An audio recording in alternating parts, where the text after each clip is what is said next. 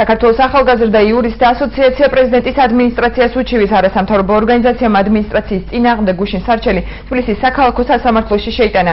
ორგანიზაცია პრეზიდენტის ადმინისტრაციის მიერ საზღვარგარეთ უმაღლეს საგანმანათლებლო დაწესებულებებში სამაგისტრო პროგრამებზე ჩარიცხული საქართველოს მოქალაქეების სწავლისა და სწავლასთან დაკავშირებული ხარჯების გასაჯაროებას და სტუდენტთა ვინაობის გაცხადებას მოითხოვს.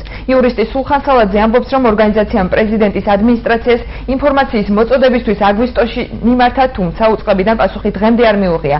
უფრო რთულად თემის დეტალები მაცნეს მთავარ გამოშვებაში.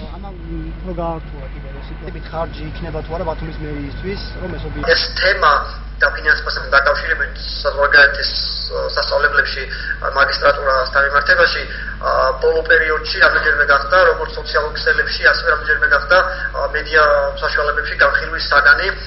ბოლო მაგალითი, რაც ძალიან ცნობილი მაგალითი იყო ერთ-ერთი დეპუტატის შესაძლო დაფინანსებაზე.